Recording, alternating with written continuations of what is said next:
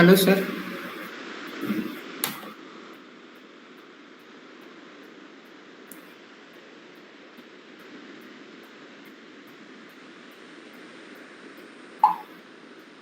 Hi. Hi, sir. Good evening, sir. Good evening, sir. Good evening. Hi. Yeah. Can we start, sir? Are you? I have the audience join. Yeah, they are watching from YouTube, so they are streaming in YouTube. Okay. Yeah. We can start then. Okay. Yes. Sujan, is it streaming?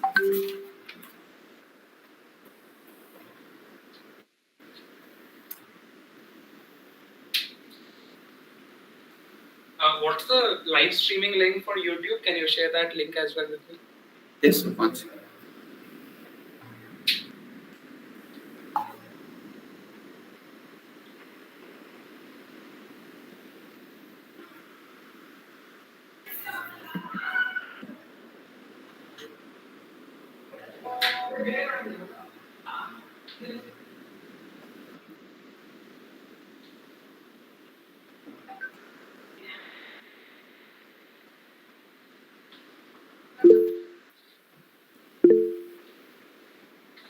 Sir, you can see in the chat box.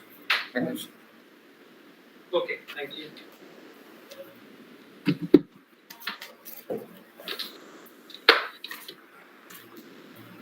We can start then. Yes, yes, sir.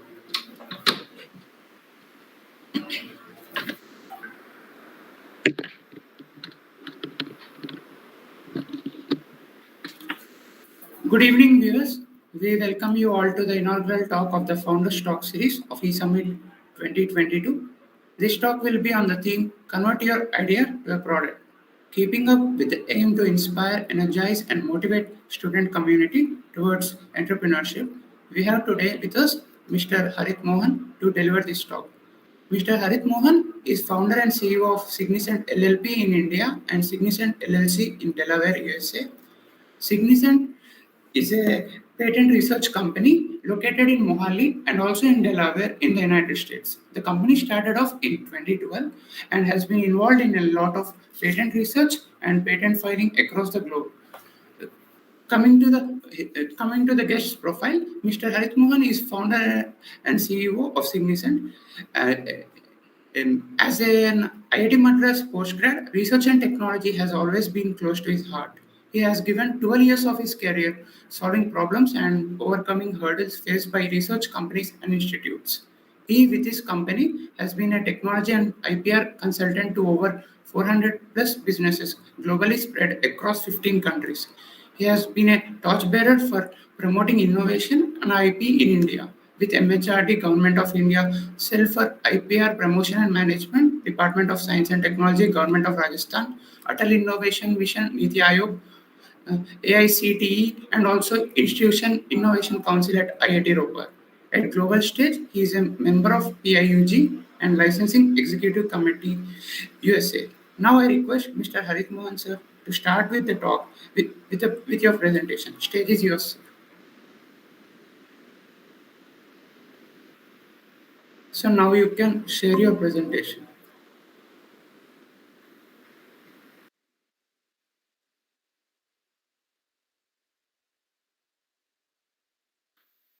I hope you guys can see my screen now. Yes, sir. Yes.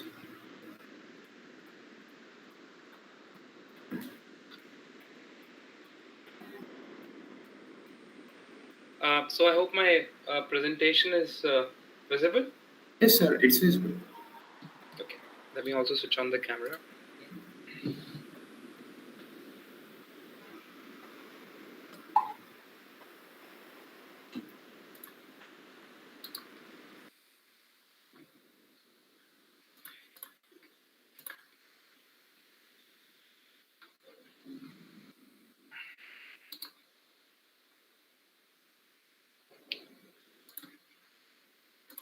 I think I'm getting some hiccups opening my camera. Just a second.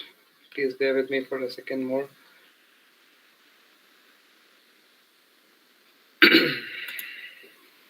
Yeah. I hope you can see me now. Yes, sir. Sir, your camera is turned off again. Okay, I don't know. Some security reasons, my camera is not letting me in. It just started and.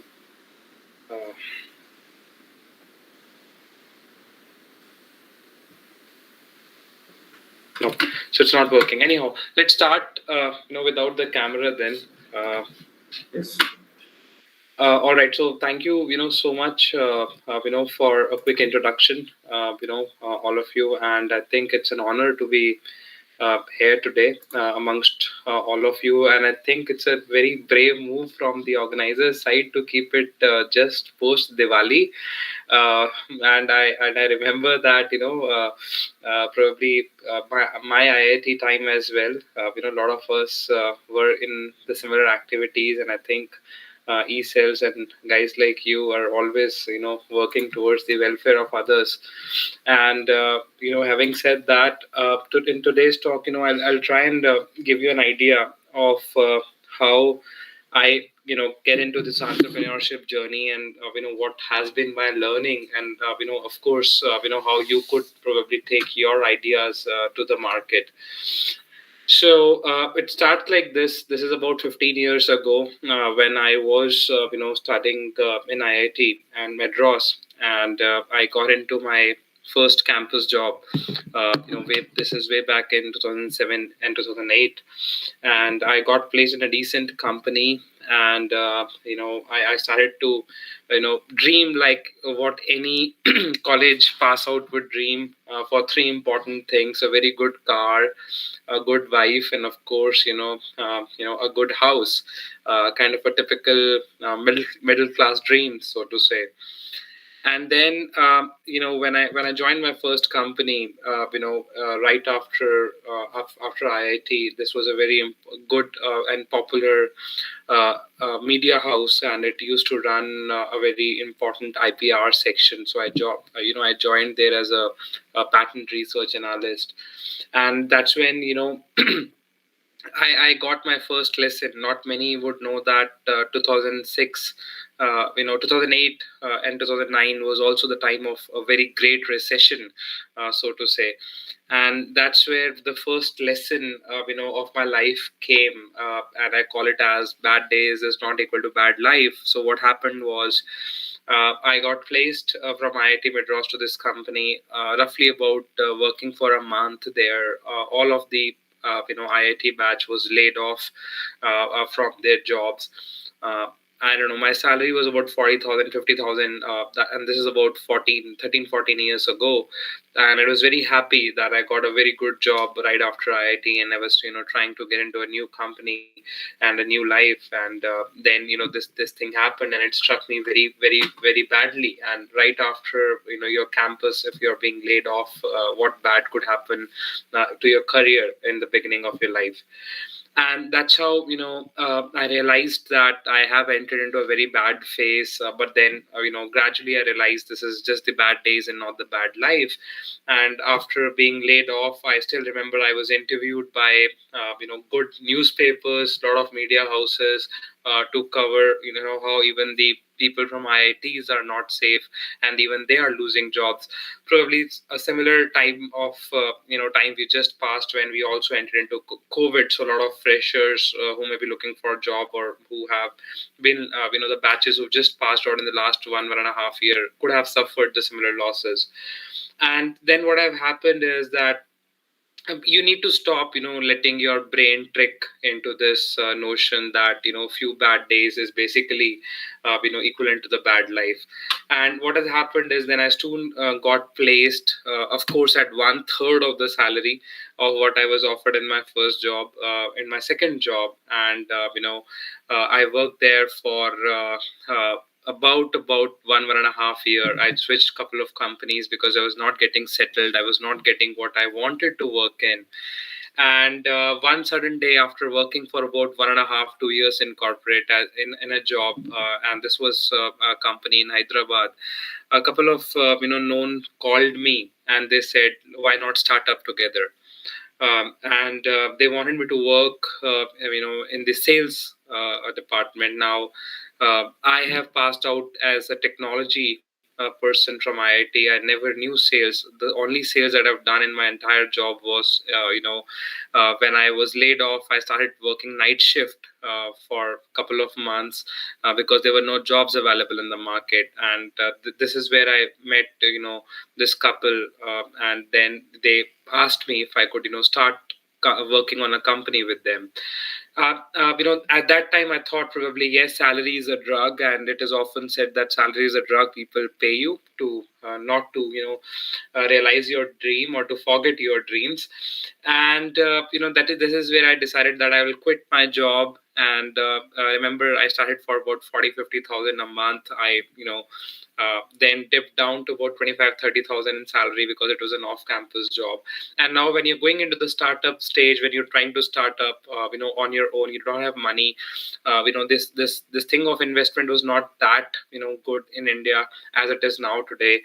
And I further dropped my salary to about 10,000 a month, 15,000 a month to start up. So this was my third entrepreneurial lesson, I would say, that I was in a decision: either I could start up now or probably regret the rest of my life that I missed on this opportunity to start up with two of my known people. And so I went into this decision. This is my first time leap into startups. A lot of people do ask me, were you born entrepreneur? Have you always thought that you would start up a company? So I always respond back, no. My startup happened more of like a serendipity. It never was decided. I never wanted to get into startup world. I just kind of based on a phone call and maybe few discussions with my known of that time, I decided to dive into it. And I rather still suggest it was a good move. 10 year henceforward, I think it was a good move. But then guys, the story doesn't end there. The startup that I did at that time was not very, very good. And what has happened was I was kind of ditched on my first startup. And I'll come back to this slide, a slide back. And this is what has happened with me. So when I was ditched back by this previous company, because I was not a lawyer, I was not a legal person, so I never understood the maths. And I decided to leave that company. And at that time I was very shattered because the last 3 years I was not able to get back to my feet thanks to that 2008 recession that happened. And time and again, the minute I used to stand up, I was kind of laid down by one of the other things that were happening in my life.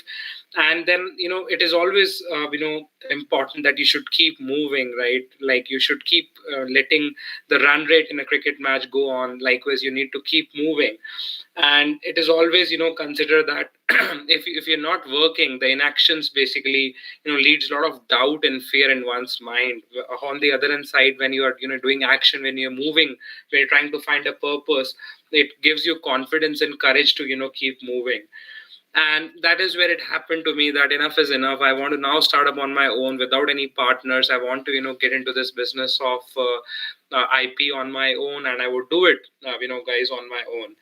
And what has happened is there were a lot of questions that were asked at that time. Can I do it? Can I not do it?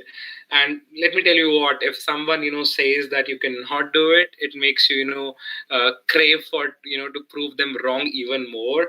And you want to prove them wrong. You want to show them that you are meant for it. If you put your mind behind it, you can definitely do it. And that's why I found a purpose. I've thought that it has been 4.5 years since I've got my first campus job. I have been dependent on jobs. I've been dependent upon people to go for a startup. But then I said that I would like to stand on my own. And that is where I started off my journey as an entrepreneur on by my own. My second company, which the logo of which you would see above it, is basically Signicent. And there are a lot of things that when you are starting off, you need to make sure you have to have a very good idea. You have to have be thinking about a lot of things. For example, which area you want to start up. Do you have sufficient funds to go about it? What are the challenges one would come through when you're going to start up in that area? And things like those are very, very important. So if you guys are in a stage that I'm sorry, so if you guys are in a stage that you're still waiting to start up, I think there is no right time, guys. The right time is probably now. You should get into it full time, and you are have you need to invest your time and money and resources, and you should start early in your life. So I started off on my own at probably the age of 27, 28.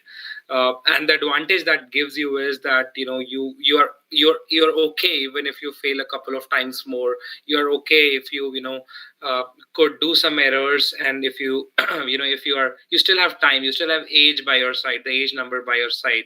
So I would still say start early in your life, and you need to be ruthless when you go into it. And it is very important because the business dynamics these days are so dynamically changing, and you need to be adapting to these conditions so very fast that you need to make sure that if you go into it, you go into it with as much as time and money you could, because otherwise your competitors or somebody else in other country would be working on the same area that you are working today, and probably will kind of bus underbus you.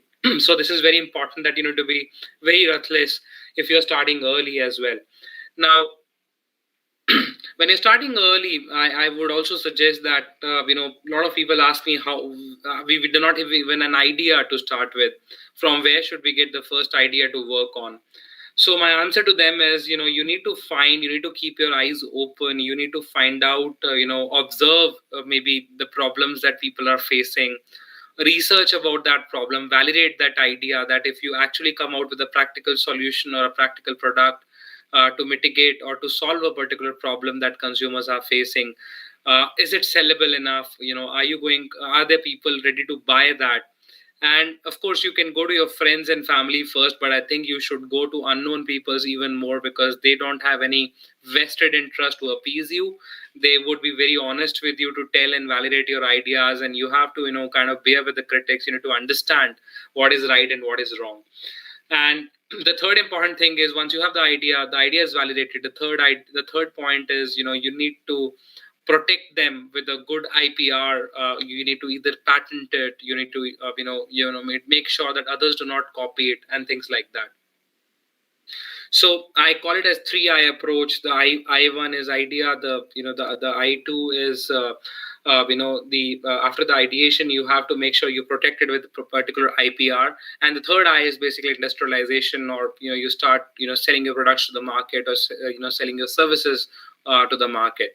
So these 3 I's would actually help you to make your ideas once you started early, and then be very ruthless about moving to this. And what an important thing is, when you're starting with an idea, so maybe some of you could be interested in this important slide here. And this is kind of practical version of how you do it. So when I started off, I was not even sure how to register a company that time. So this is how it goes. You need to open a current account, then you go for your rest of the compliances, like you apply for your PAN, TAN, and GST numbers. You can of course hire a CA or a company secretary to do that. It doesn't cost more than 25,000 to get all the compliances done at the initial level. Get your digital signatures ready, and then register at the MSME website, your startup. And then you need to then protect all your trademarks and IP after that.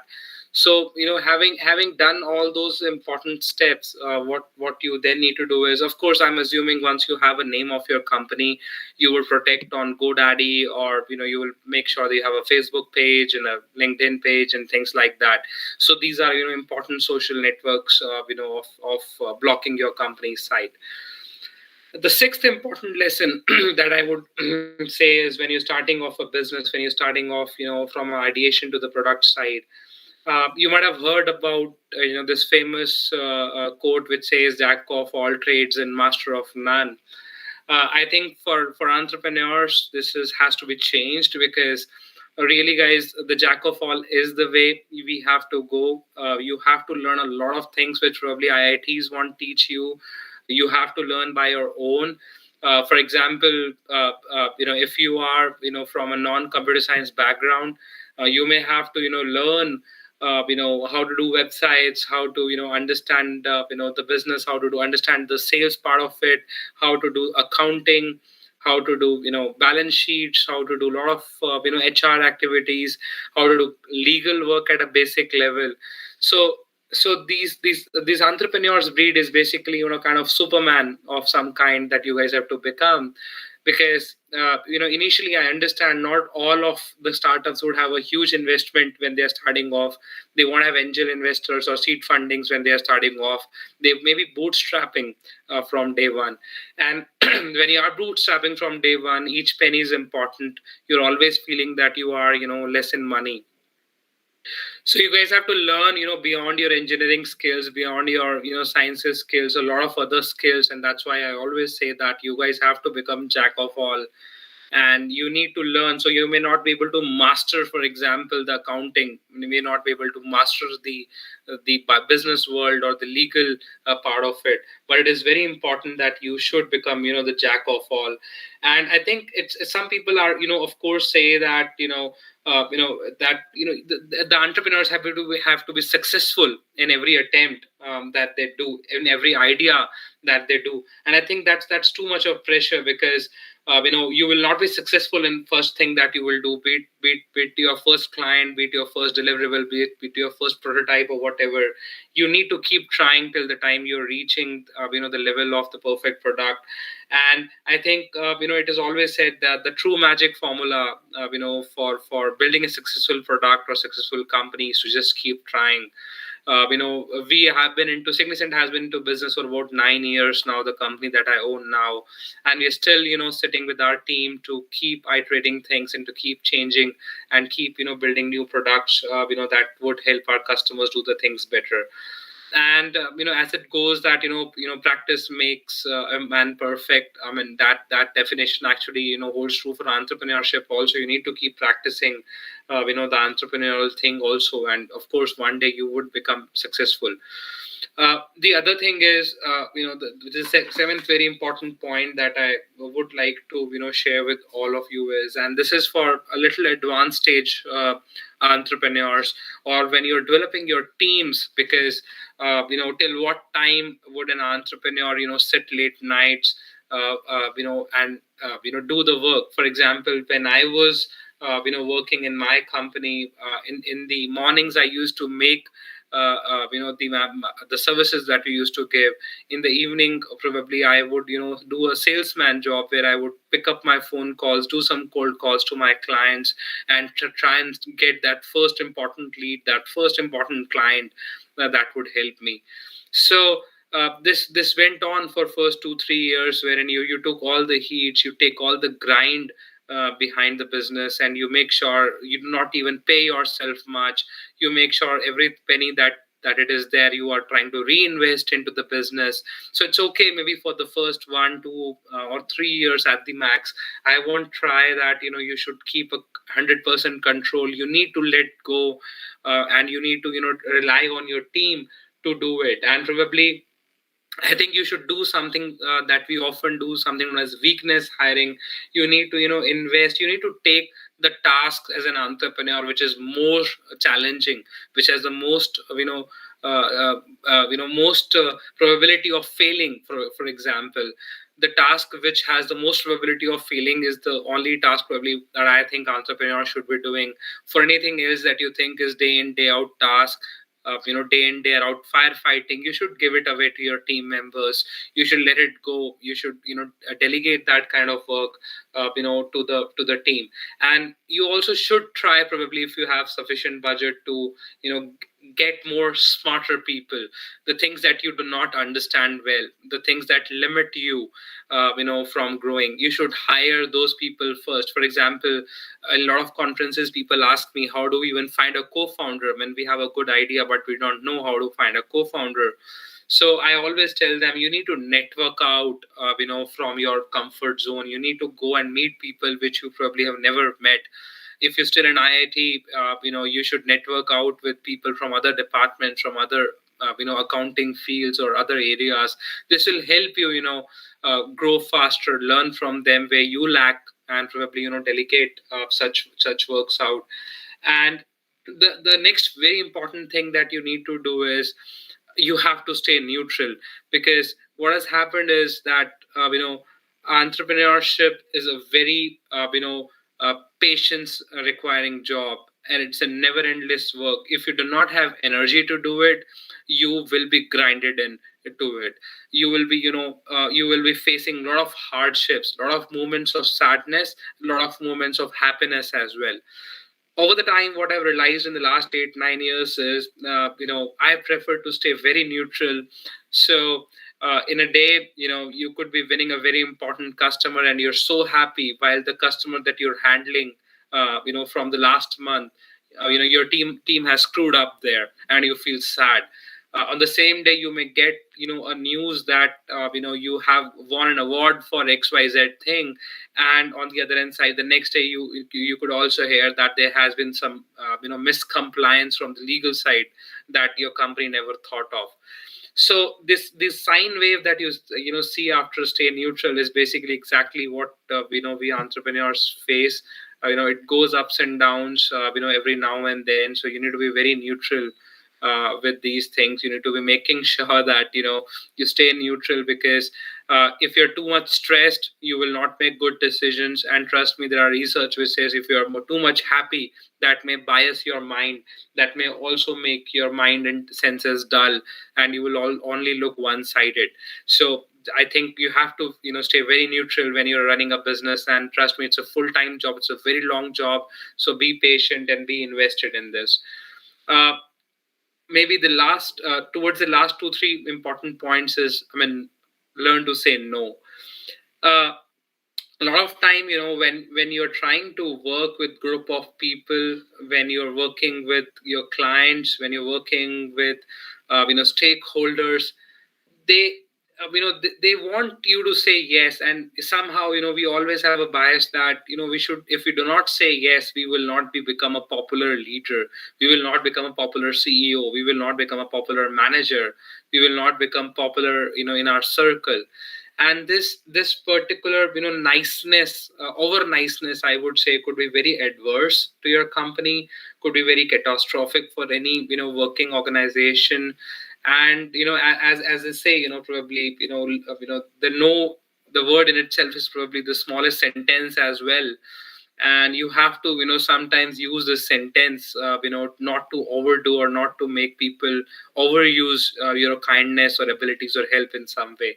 And that's probably another important lesson when you are going to take your business out in the market.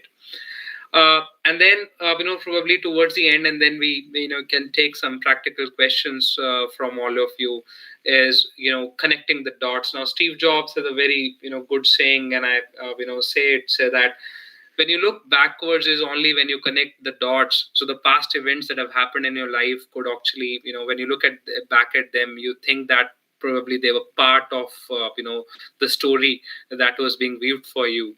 And you cannot do that, of course, looking forward. So when I see it, if remember from where I started, the layoff of 2008, then doing the sales job, getting the first call of starting off a company, and then getting ditched out of that company, and then probably today we have about a team of 100 people, offices outside India. We're working for about 15 countries.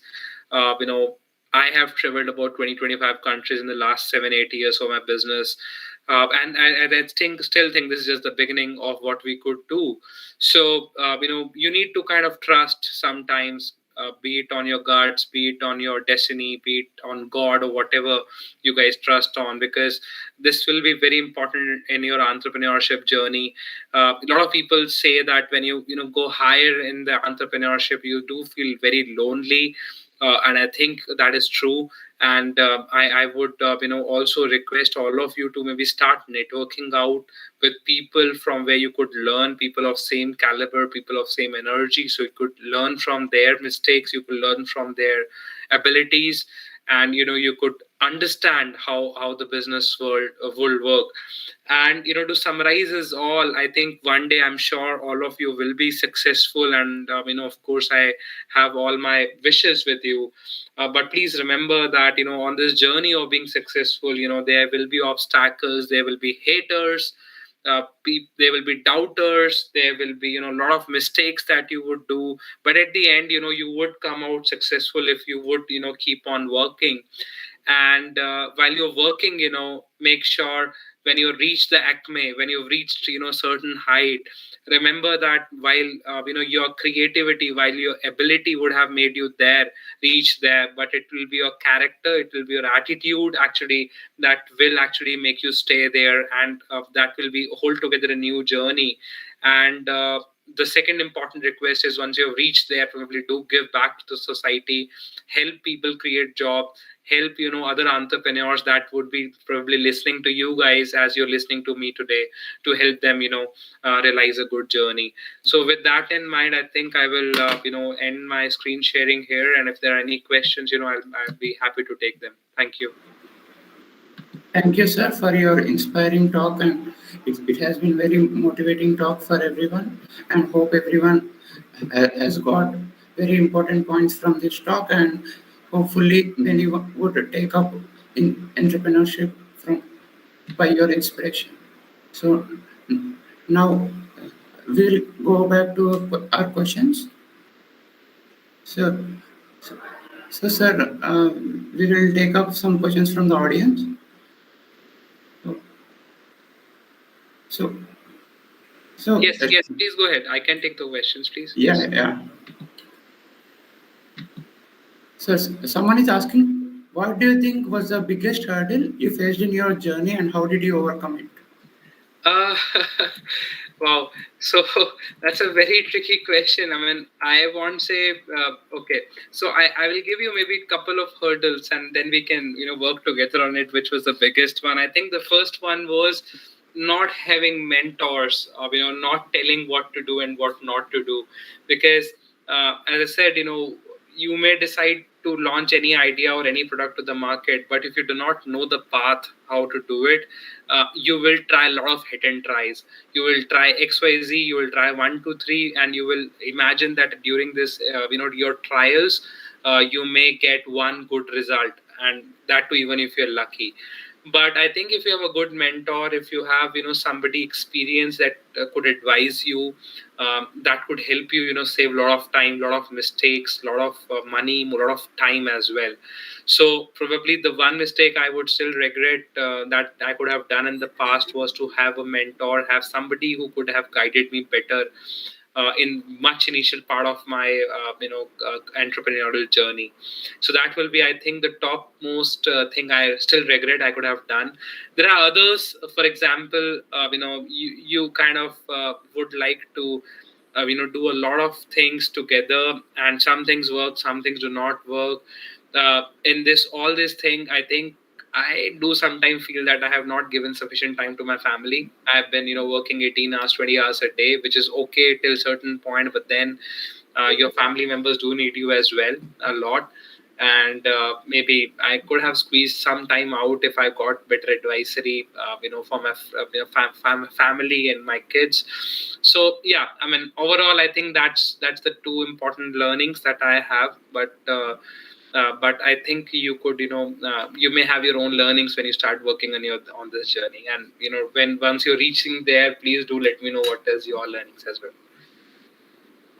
Yes, sir. So this question is not about entrepreneurship, but they would like to ask you, how can students make the best out of their college years, in your opinion? Actually, a lot, to be honest. And I think I don't know. I don't know what your background is, but whatever your background is, start learning. As I said, it's jack of all trades. If you really want to go into entrepreneurship, and since it is a jack of all trades thing, what you need to make sure is that you need to invest into learning of things you will never be taught by your by your IITs or by your colleges.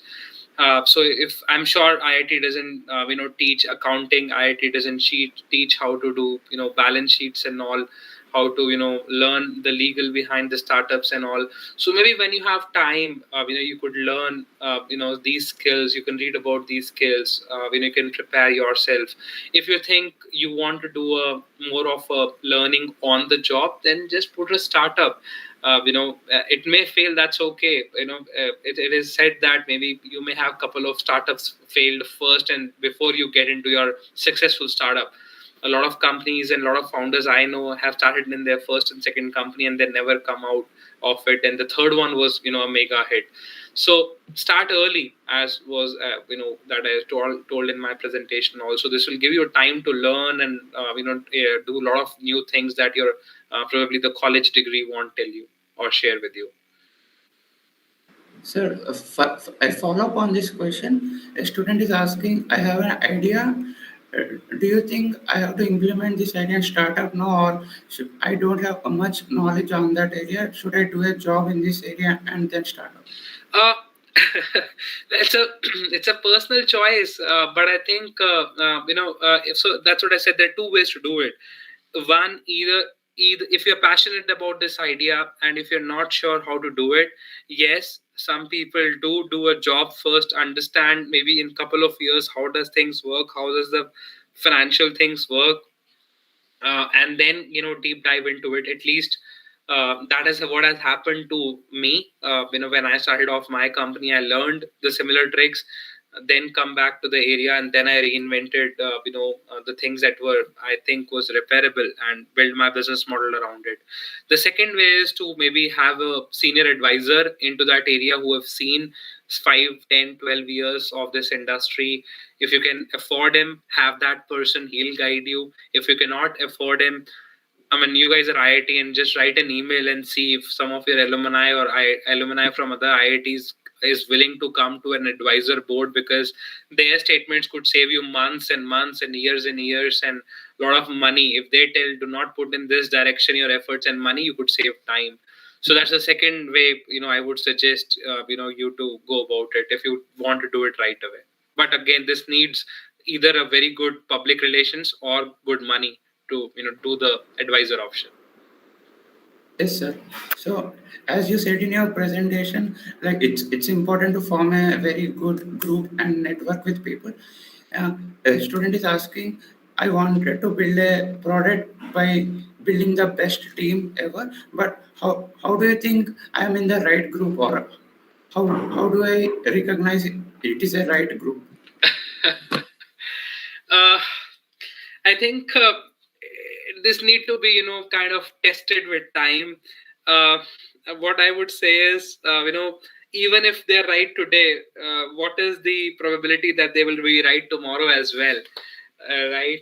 So you need to kind of keep testing, and it's a very interesting question also, because I understand if you're lucky you will get the first person the first day, but I think do not get emotional. I mean, at least I didn't. That's why if you recall, I said the first company that I started off, I was ditched out because I was not good in legal, and since I was not good on legal, I just trusted some folks, and after 1.5 year, when we did about 1 CR in business, and they thought they have enough money to replace me with few managers, and I was replaced.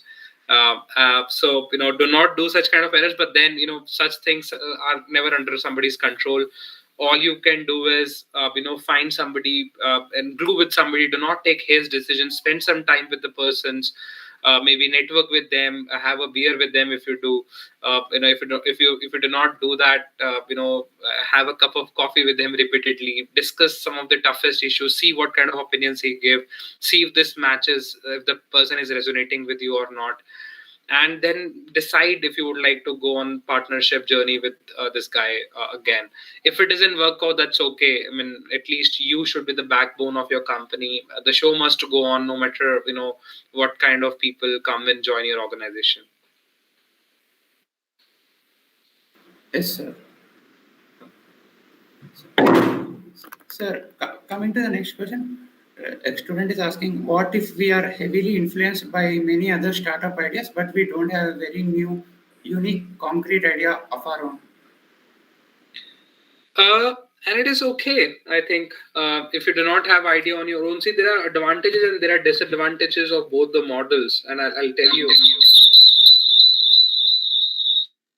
Sorry. So I've just logged in via another device. I hope now you can see me as well. Yes, sir. Yes, we can see. Okay. Yeah. So what I was saying was that this question of yours is very relevant, and it is okay to be influenced by a lot of other companies, because a lot of time what we do is we study our competitors way too well, and this kind of do bring some bias in our mind as well, that if they are doing this, probably this is what we should also do.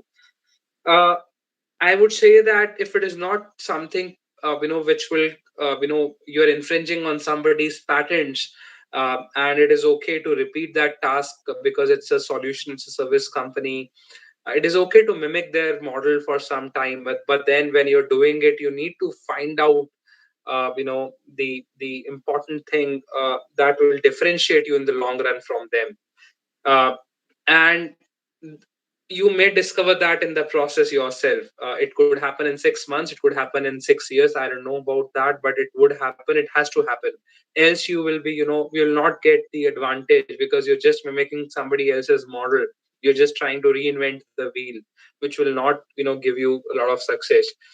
And uh, there's an interesting saying that a lot of people think that there has to be a first mover advantage.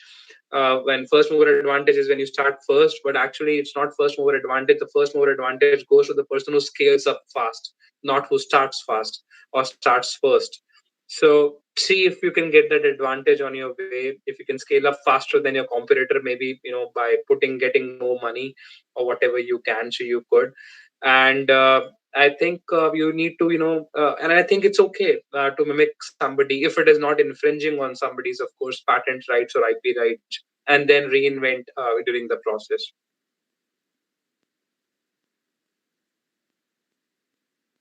Yes, sir. So a continuation on the same question. Sir, Yeah. could you make an idea to patent even if it's not working yet or even if it's not successful yet? No. Uh, so it doesn't go this way because the patent by definition says that you need to have a working product. An idea cannot be patented because So today my idea could be that I want to snap my finger, like Thanos, and I want to, be sitting next to the guy who's asking me the question, maybe have a cup of tea and make this physical event. So this is an idea, right? But then this is just an idea. Unless I develop a telepathy machine, I work with nuclear physicists and make my cells or molecules move at that speed and all. This is just an idea. A lot of people do find a midway. Now, if you think that you have an idea and you're very convinced it can be done, then there are smarter patent attorneys who could help you write a patent in a way that it is looking that you've done it. I mean, that's a trick to the game, you can say. But not many people would do that because by law, idea cannot be patented. The innovation, the product, the composition, the the business processes, etc., could be patented. The idea cannot be patented, but if you think it is doable, you can try. And in the meantime, I also dropped a LinkedIn link to the YouTube chat as well, if people would like to stay connected. So I can take more questions, but if there are even more, of course, my LinkedIn handle I've pasted on the YouTube, and I'll also paste it here on the Google chat. Yeah, go ahead if you have any more questions, please. Yes, sir. We will complete in two questions are there. So, No problem. Yeah. yeah. So the next question is, like, what differences can you find in the state of entrepreneurship in India at presently and when you founded Signicent? A lot. I think entrepreneurship in India has got a lot of a boost, a lot of respect than what it was maybe 12 years ago. Because now I think people understands People understand entrepreneurship world. People understand, not from first day you will be profitable. People understand that, there could be, hiccups coming on the way. There are a lot of incubators, accelerators that have, joined to give you access to a lot of stuff which was not much prevalent as 10, 12 years ago. Now you see that you have a lot of incubators, accelerators to help startups. It saves a lot of setup cost to them. It kind of helps run things very fast.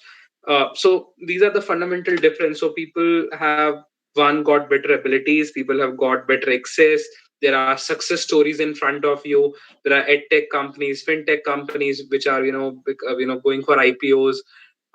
So this kind of the environment that we have now is much better than what it was there 12 15 years ago. And I'm hoping this will keep improvising as we go in. And I think India right now is at number 3 in startups in entire world, in the formation. Of course, there's a different story that 90% of the startups do fail in the first 3 years, but then we still are at number 3. I think after US and maybe China or UK. So it's a good pace that we are forming companies here now. Yes, sir.